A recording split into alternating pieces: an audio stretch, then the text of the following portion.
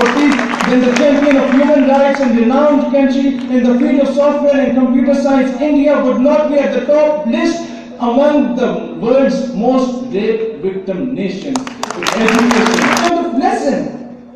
The country where sex education is necessary for the students of 5th and 6th class, what kind of moral values they are teaching to their students? वो American embassy वाली बात आती है कि वहाँ से जब से आया तो ये पीटीएम का हामी हो गया। भाईजान कोई पहले तहकीक कर लिया करो। ये 2014 की बात है। अमेरिकन एम्बेसी में अमेरिकन एम्बेसी एक और यूएसएड के इश्तराक से ये लोग एक डिबेट कंपटीशन ऑर्गेनाइज कर रहे थे, जिसमें कहा था कि जी is education necessary for peace, क्या तालीम अमन के लिए ज़रूरी है, आप इसके हक़ में बोलें या ख़िलाफ़ बोलें। मेरे एचओडी ने, मैं army public college of management and sciences में पढ़ता था, उनके शहीर तुम अच्छे तकरीर शकरीर कर लेते तो जाओ। मैंने कहा सर मैं अव्वल तो डिबेट कॉम्पिटिशन्स में हिस्सा नहीं लेता, मैं तो वैसे मुकर्रर हूँ, लेकिन यहाँ तो बिल्कुल भी नहीं जाऊँगा। पीछे अमेरिका का झंडा लगा होगा, सामने मैं तकरीर कर रहा हूँगा तो कोई भी तस्वीर लगा के बोलेगा गद्दार हो गए। मैं वापस आया क्लास में, देन आई रियलाइज्ड कि यार नहीं, हम लोग जो अमेरिका का झंडा पिछले 4-5 सालों से जला रहे थे उसका तो कोई फ़ायदा नहीं है। अखबार के नुक्कड़ में वो भी लोकल अखबार के नुक्कड़ में कोई छोटी सी सुर्खी लगी होती है कि शहीद सियालवी ने अमरीकी परचम नजर आतिश किया, अपने गम गुस्से का इजहार करते हुए कहा कि हम लोग अमरीकी ग़ुलामी नहीं करेंगे। मैंने कहा इसका क्या फ़ायदा। मुझे रियलाइज़ हुआ, मैंने कहा जाके मुँह पे बात करेंगे उनके सफ़ीरों काबीना के सामने। मैं गया एचओडी साहब के पास, मैंने कहा सर मैं जाना चाहता हूँ।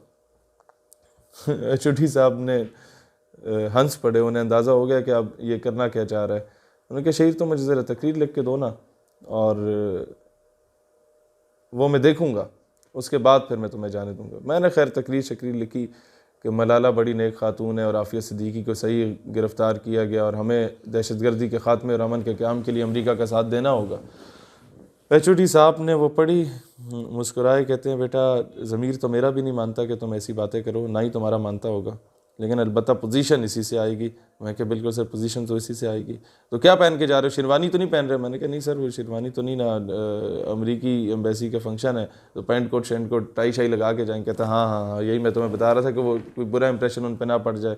हम पहली बार ही हमारी यूनिवर्सिटी को जाने दे रहे हैं तो कोई अच्छा इंप्रेशन पड़े। खैर मैं आया, मैंने कहा यार अब वहाँ सच तो बोलना है लेकिन ज़रा सपोर्ट भी लेके जानी चाहिए। मैंने सर के पास दोबारा चले गया। मैंने कहा सर आपको पता है हमारा इदारा पहली मरतबा जा रहा है किसी एम्बेसी के प्रोग्राम में, तो इलेक्ट्रिकल इंजीनियरिंग, सॉफ्टवेयर इंजीनियरिंग और बीबीए के बैच के 10-10 बच्चों को हम लोग ऑन बोर्ड लेते हैं। आप इजाज़त लें कि ऑडियंस के लिए हमें 30 बंदे चाहिए और एक टीचर भी हम रख लेते हैं उसमें, ताकि बच्चे डिसिप्लिन उनका मेंटेन रहे। तो जब मैंने ये कहा कि टीचर भी रख लेते हैं तो उनके वहम गुमान में भी नहीं आया कि ये कोई जाके वहाँ पर दंगा शंगा करने के इरादे में। खैर उन्होंने कहा बिल्कुल ठीक है, तो मुझे लिस्टें प्रोवाइड करो किस किस को लेके जाना चाहिए।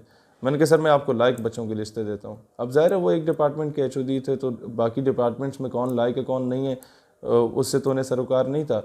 तो मैंने जितने दान नुमा टाइप, माजरत के साथ वो सुन भी रहे हो, मतलब हटे कटे ज़बरदस्त दबंग टाइप हमारे जो दोस्त अहबाब होते थे तमाम डिपार्टमेंट्स के, उन सब के नाम वहाँ तहरीर किए। और टीचर्स जो 3 हमने रखे वो रखे जो हमारे टाइप के फ्रेश होते थे, जिन्होंने फ्रेश बीएस ऑनर्स या एमएस किया होता था और आ जाते थे वहाँ विजिटिंग फैकल्टी के लिए। तो हमारा एज डिफरेंस इतना नहीं होता था, तो गपशप आपस में अच्छी होती थी। उनको भी हमने ऑन बोर्ड लिया। उन्हें कहा सर आप जाएंगे एम्बेसी का प्रोग्राम है, तो बड़े खुश हो गए कि हाँ चलेंगे इंशाल्लाह। खैर कोस्टर अरेंज हो गई। एम्बेसी के जो भी लड़के शड़के थे उनसे बात होगी कि भाई हमारी ऑडियंस वाले भी आना चाहते हैं तो आप इजाज़त दे दें। उन्होंने कहा जी you are more than welcome, हमें तो इंतज़ार होता है कि कोई सुनने वाला भी आया हुआ हो। खैर 78 एजुकेशनल इंस्टीट्यूट्स के डिबेटर्स गए, बीच में शहीद सियालवी साहब भी गए और 30 बंदे हमारे साथ और चले गए और 3 वो टीचर्स। रास्ते में जनाब पेट्रोल पंप आता है, मैं उन्हें कहता हूँ जनाब ज़रा गाड़ी रोको। पेंट कोट मैंने पहना होता है और साथ एक थैला सा पकड़ा होता है, तो गाड़ी रोको यार मैं वॉशरूम जाना है। गया वॉशरूम में तो शहीद साहब जा पेंट कोट में रहे हैं, वॉशरूम से निकल रहे हैं तो शेरवानी ओढ़ी हुई है। तो वो कहते हैं यार ये क्या चक्कर है। मैंने कहा यार गाड़ी में बैठो फिर बताता हूँ। अभी हमारी यूनिवर्सिटी से जो नेशनल लाइब्रेरी जहाँ पर एम्बेसी अपना प्रोग्राम करा रही थी उसका सफ़र कोई है 25-30 किलोमीटर का, तो घंटा लग ही जाता है। इस्लामाबाद पिंडी की सड़कों पर रश भी होता है। तो रास्ते में मैंने उन्हें कहा यार चक्कर ये है कि जो तकरीर मैंने कल सर को सुनाई थी और तुम लोगों को भी सुनाई थी, मैं वो तकरीर नहीं कर रहा। तो क्या कर रहे हो फिर? मैंने कहा यार मैं तो सच बोलने जा रहा हूँ आज। या आर होएगा या पार होएगा। कहता नहीं यार असी सारे कटे जाएंगे।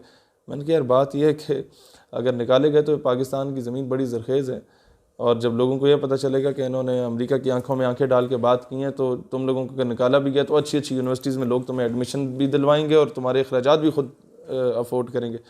तो वो थोड़े से खैर उन्हें मैंने मुतमईन कर लिया, और मैंने कहा बस मैं तकरीर शुरू करूँगा तो तुम लोगों ने जो है ना वो कर दे रहे हैं, सपोर्ट इस तरह करनी है कि किसी की ज़रूरत ना हो आके मुझे रोके। खैर मैं तकरीर करने गया, क्या तकरीर की वो आप देख लेंगे। मुझे खुशी इस बात की हुई कि जब वो सेमिनार ख़त्म हुआ, सेमिनार क्या डिबेट कंपटीशन ख़त्म हुआ, तो ज़ाहिर है अब इनाम तो मुझे नहीं मिलना था, क्योंकि सच हमेशा कड़वा होता है और सच बोलने वाले को बागी और गद्दार का लेबल भी मिलता है। लेकिन तकरीर करके मैं ऑडिटोरियम से सीधा बाहर निकल गया और आधा ऑडिटोरियम जिंदाबाद मुर्दाबाद के नारे लगाता हुआ। What is the literacy rate of United States of America? It's 99%. If education is necessary for peace, then the so-called champion of human rights and world's most well-educated nation, the United States of America, would not be responsible for the insurgency and terrorism in Iran, in Iraq, in Syria, in Pakistan,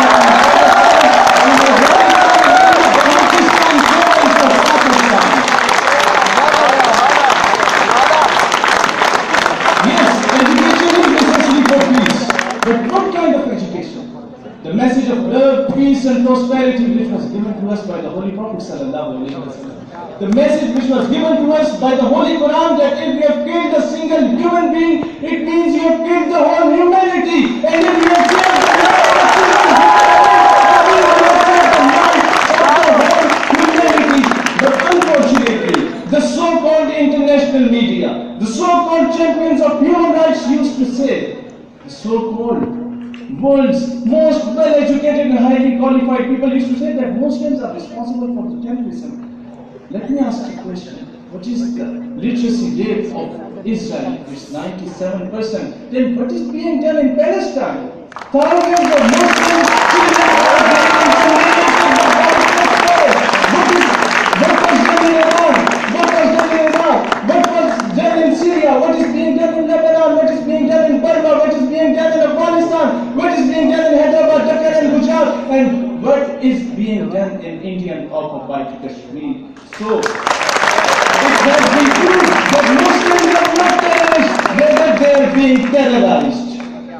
बाहर निकल गया, और मुझे फ़ख्र इस बात का हासिल है, इस तकरीर में आपने सुना होगा कि I am the first one जिसने अमेरिकन एम्बेसी के प्रोग्राम में नामूस रिसालत सल्लल्लाहु अलैहि वसल्लम के दिफा की बात की। For peace, then Charlie Hebdo of the most well-educated country, France, would not be responsible for the anarchy in the entire Muslim world.